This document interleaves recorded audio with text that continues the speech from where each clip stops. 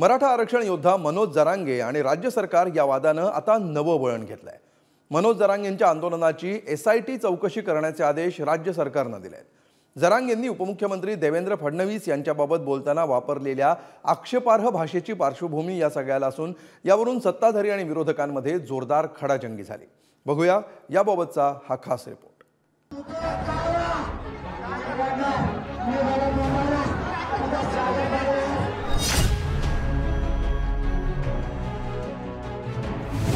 चौकशी करून हे षडयंत्र बाहेर काढण्याचं। अरे कुठं बी कोणची बी चौकशी सामोरं जायला तयारी। मुंबईला आल्यावर आढेव ना, आढेव तू पोलीस हातात घाल गोळ्या म्हणतो। आता ते सत्य बाहेर येईल, त्याची चौकशी होईल। दूध का दूध पाणी का पाणी व्हायला पाहिजे। उपमुख्यमंत्री देवेंद्र फडणवीसांबाबत आक्षेपार्ह भाषा वापरणं जरांगे पाटलांना भोवण्याची शक्यता आहे। कारण राज्य सरकारनं जरांगेंच्या आंदोलनाची SIT चौकशी करण्याचा निर्णय घेतला, तर आपण कोणत्याही चौकशीला सामोरं जाण्यास तयार असल्याचं जरांगेंनी ठणकावलंय। आपण SIT सांगितली, SIT तयार होईलच, पण मला मनोज जरांगे पाटलांची काही घेणं देणं नाही। त्याच्या पाठीमागे बोलविता धनी शोधून काढेल। जी स्क्रिप्ट त्या ठिकाणी बोलली गेली, काही लोक रोज ती स्क्रिप्ट बोलतात आणि ती स्क्रिप्ट त्यांच्याकडनं येते। आणि हे जे आता ज्या लोकांनी अध्यक्ष महोदय या ठिकाणी सांगितलंय की आम्हाला कोणी कोणी काय काय सांगितलं, साहेब वॉर रूम कोणी उघडल्या माहिती आम्हाला आता मिळाली आहे माहिती। सगळी चौकशी करून हे षडयंत्र बाहेर काढलं जाईल। सत्तेचा वापर ते करणारच ना। देवेंद्र फडणवीस साहेब 100% सत्तेचा वापर करणार।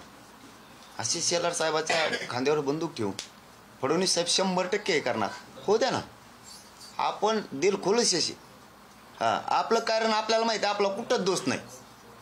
कुठंच मी मागच मराठ्यांना सांगितलं, मी काटा आहे मराठ्यांचा मधला आणि सरकार मधला। त्यांना सरकार आणायचं असलं तर मला गुतवायचंय आणि मी कुठं जायला तयार, कोणत्या जेल जाण्याचं। अरे कुठं बी कोणची बी चौकशी सामोरं जायला तयारी। जे काय आहे ही वस्तुस्थिती जी आहे ही समोर आली पाहिजे। चौकशी त्याची आपण मागणी केलेली आहे। त्या बाबतीमध्ये जे काही आता मी डिटेल त्याच्यात बोलत नाही। SIT आपण त्याच्यामध्ये नेमू आणि SITच्या माध्यमातून जे काय आहे ते सत्य जे आहे ते सत्य बाहेर येईल, त्याची चौकशी होईल आणि दूध का दूध पाणी का पाणी व्हायला पाहिजे। परंतु मी एवढं सांगतो, कोणालाही यामध्ये सूडबुद्धीने आकस्पोटी कुठलीही कारवाई कोणावर केली जाणार नाही। कुठंच नाही गुतू शकत मी। कोणाचाच फोन नाही मला पाठिंब्याचा आणि कोणाचेच पैसे नाहीत। JCPची चौकशी कोणाचेच पैसे नाहीत, कोणाचेच, आणि कोणाचा फोन बी नाही। उलट मग तुमचे फोन जास्त निघते। खास यासाठी काय यासाठी चौकशी करणार असत ना, खास निष्पक्षपाती, तर सगळ्यात जास्त फोन तुमचे आहेत। मग मला ते फेस कॉलवर काय केलेत ना त्यांनी, मग त्याच्यात तर काय काय बोलले मी बी ओपन करतो। मग हो द्या। मग विधिमंडळाच्या दोन्ही सभागृहात जरांगे पाटलांचा मुद्दा उपस्थित करण्यात आला। विधानसभेत आमदार आशिष शेलारांनी जरांगे पाटलांवर जोरदार हल्लाबोल चढवत गंभीर आरोप केले, तर विधान परिषदेत आमदार प्रवीण दरेकरांनी जरांगेंच्या अटकेची मागणी केली। यावेळी सत्ताधारी आणि विरोधकांमध्ये खडाजंगी पाहायला मिळाली। अध्यक्ष महोदय, या सगळ्या मागे जर भूमिका एका व्यक्तीच्या समर्थनाची, एका पक्षाची, राष्ट्रवादी काँग्रेसची असेल अध्यक्ष महोदय, एका त्या कारखान्याच्या मालकाची असेल अध्यक्ष महोदय, मराठा समाजाच्या बाजूने आम्ही आहोत, पण आमच्या जीवाला धोका आहे आणि रचना योजना बरोबर एका कारखान्यातून चाललंय, एका घरातून चाललंय। याची SIT चौकशी अध्यक्ष महोदय झालीच पाहिजे। ज्या व्यक्तींनी त्यांना डिवचण्याचं काम केलं, ज्या पद्धतीनं बलात्कार काय त्यांच्यावर आरोप, यामुळे त्यांचा उद्रेक झाला, हे आपण अशी जी समजून घेतलं पाहिजे। तो माणूस, आम्ही वैचारिक मतभेद असतील, तो खरं तर राजकारणी नव्हताच हे 100% आहे। त्याला राजकारणी आपण लोकांनी केलाय।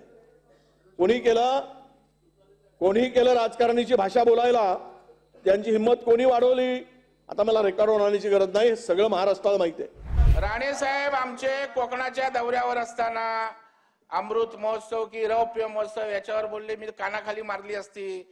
आपण जेलमध्ये टाकलं, आपण त्यांच्यावर गुन्हे दाखल केलेत। मग या राज्यामध्ये सरकार म्हणून सर्वांना न्याय एकच पाहिजे। जर जरांगे त्या ठिकाणी आमच्या उपमुख्यमंत्र्यांवर अशा प्रकारची अश्लील भाषा बोलत असेल तर या प्रकरणाची सुद्धा त्यांच्या वक्तव्याची चौकशी करून जरांगे पाटलावर गुन्हा दाखल झाला पाहिजे. जरांगे पाटलांना अटक केली पाहिजे. सभापती महोदय, सगळ्यांचे कॉल चेक करा, कोणाकोणाचे फोन आले, त्यांचे जे जे सहकारी आता इकडे तिकडे जातात ते कोणाकोणाला भेटले, त्यांनी कोणाकोणाला फोन केले, याची चौकशी होते. एसआयटीची कार्यकक्षा जरा मोठी करा. ते जे त्यांनी छोट्या छोट्या लोकांचं, कारण मनोज जरांगे पाटलाच्या आंदोलनाचा आदर करावा लागेल. मागणीचा विषय वेगळा, पण मनोज जरांगे पाटलाच्या आंदोलनाला जर भारतीय जनता पार्टी अशा पद्धतीनं जर मराठ्यांच्या विरोधात भूमिका घेत असेल तर मला वाटतं त्याची भूमिका मांडावी लागेल. आंदोलन दडपण्याचा प्रयत्न होतोय, आंदोलन दाबण्याचा प्रयत्न होतोय. जरांगे पाटलांच्या आंदोलनावरून सत्ताधारी नेते ठाकरे पवारांकडे बोट दाखवतात. त्यामुळे या आरोपांना उद्धव ठाकरेंनी उत्तर देत सरकारवर निशाणा साधला. मुळामध्ये जरांगे पाटलांनी जी मागणी केलेली आहे त्या मागणीबद्दल, ती मागणी सोडून त्यांच्या मागे का लागतात? त्यांच्या मागण्यांच्या मागे लागा ना. जरांगे पाटलांच्या मागे लागण्यापेक्षा, आणि मग जर आज जरांगे पाटलांच्या मागे आम्ही आहोत असं तुम्ही आरोप करत असाल तर 1-1.5 महिन्यापूर्वी गुलाल कोणी उधळला होता? गुलाल कोणी उधळला होता? फटाके कोणी फोडले होते? म्हणजे जर तुम्ही त्यांची एसआयटी लावत असाल तर माझं म्हणणं असेल की एसआयटी चौकशी चिवटपणाने करा.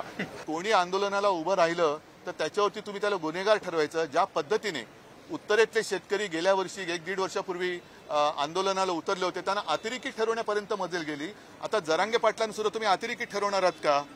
हा एवढाच भाग राहिलाय आता. म्हणजे कोणी न्याय हक्कासाठी उतरायचंच नाही. ठीक आहे, एखाद्याची मागणी कदाचित चुकीची असेल किंवा पूर्ण करता येत नसेल तर त्याला विश्वासात घेणं हे राज्यकर्त्याचं काम असतं. त्याला गुन्हेगार ठरवणं हे राज्यकर्त्याचं काम नसतं. असा राज्यकर्ता बिनकामाचा असतो. जरांगे पाटलांनी मराठा आरक्षणासाठी 6 महिन्यांपासून लढा उभारलाय, पण आता हे आंदोलन वेगळ्याच वळणावर येऊन ठेपलंय.